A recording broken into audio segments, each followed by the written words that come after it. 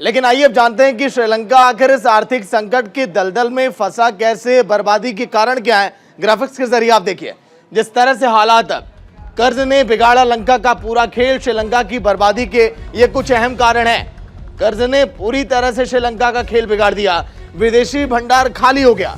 कल के दिन की तस्वीरें आपको याद होंगी, जिस तरह से राष्ट्रपति आवास घेर लिया गया, पीएम आवास घेर लिया गया, विदेशी भंडार खाली लगातार होता चला गया। टैक्स में कटौती का फैसला भी उल्टा पड़ा श्रीलंका पर। लगातार पर्यटन की कमी देखी गई। जिस तरह से श्रीलंका को माना जाता है, कोरोना महामारी से टूरिज्म सेक्टर बर्बाद हो गया, जिस तरह से अभी हमने जिक्र किया। इसके साथ ही साथ कोरोना महामारी के बाद कई ऐसे देखी दौर आए, राजपक्षे और सिरिसेना परिवारों का करप्शन भी सामने आया है। गोटबाया राजपक्षे पर भी कई आरोप लगे भ्रष्टाचार के। खेती में केमिकल फर्टिलाइजर पर बैन लगे और इसी के बाद लगातार देखिए वहां पर उत्पादन में कमी आई, ये भी एक बड़ी वजह है। इसके साथ ही साथ जब इस पर बैन लगाया गया तो वहां पर उत्पादन कम होने लगा, लोग भुखमरी का शिकार होने लगे।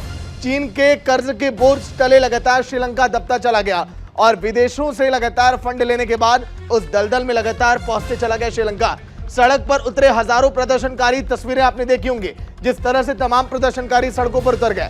राष्ट्रपति राजपक्षे के भवन में वो घुस गए, वहां का घेराव किया। इसके साथ ही साथ प्रधानमंत्री आवास का भी घेराव किया वहां की जनता ने।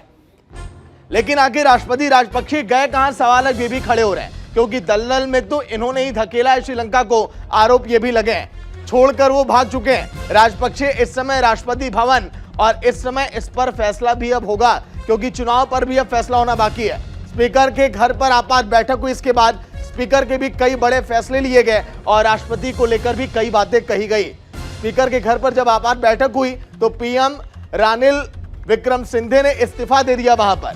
लेकिन आगे पीएम कौन होगा राष्ट्रपति, अभी इस पर संशय बरकरार है। सर्वदलीय सरकार बनाने पर सहमति की सभी पार्टियां मिल जाएं तो उसके बाद अगर सर्वदलीय सरकार बने तो शायद इस हालात से उबार पाए लोगों को, जो लोग वहां पर पार्टियां बने। लेकिन ऐसे में सवाल अब ये है कि क्या आने वाले समय में श्रीलंका इस संकट से उबर पाएगा। 2019 में राजपक्षे सरकार ने टैक्स को लेकर बड़ा बदलाव खेला, टैक्स में कटौती का लोक लुभावन दांव खेला, जिसका सीधा असर श्रीलंका की अर्थव्यवस्था पर पड़ा है। अर्थव्यवस्था में जबरदस्त नुकसान भी देखा गया। ऐसे में आपको दिखाते कि टैक्स का दांव कैसे राजपक्षे सरकार के लिए उल्टा पड़ गया, वो भी आप देखिए ग्राफिक्स के जरिए। 2017 $10,958 अरब जो टैक्स घटा, इसके बाद लगातार श्रीलंका देखिए बर्बाद होता चला गया। 2018 में $10.536 अरब का यहां पर नुकसान हुआ। टैक्स दर में लगातार कटौती होती चली गई।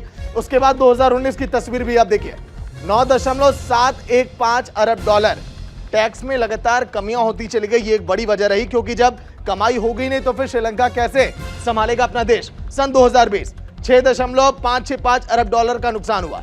टैक्स में कटौती की वजह से श्रीलंका इस दलदल में फंसा है और भी कई प्रमुख वजह रही, वो भी हमने आपको दिखाया। 2021 का भी आप देखेंगे।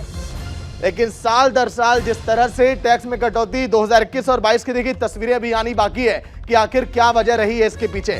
गोटबाया राजपक्षे, पीएम नरेंद्र मोदी माफ करिएगा, जिस तरह से उन्होंने भी इस पर बातचीत की है और लगातार भारत ने भी हालांकि देखिए साथ दिया श्रीलंका का। कई देशों ने श्रीलंका का साथ भी छोड़ दिया, लेकिन सोने की लंका कहे जाने वाले श्रीलंका आखिर कैसे इस दलदल में पहुंचा, इसके पीछे सरकार की रणनीतियां भी रही है।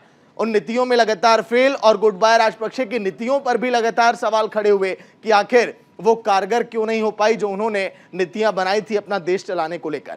श्रीलंका में हालात जो कल के दिन आपने देखे, पहली बार ऐसा नहीं है, उसके पहले भी 2-3 बार ऐसी तस्वीरें सामने आ चुकी, जब सड़क पर आम जनता उतरकर जमकर नारेबाजी की, प्रधानमंत्री और राष्ट्रपति को हटाने की मांग की है। लेकिन अब सवाल यह है कि इस हालात से श्रीलंका को उबारेगा कौन होगा संकट मोचन श्रीलंका का। एक छोटा सा ब्रेक, न्यूज इंडिया पर खबरें लगातार जारी हैं।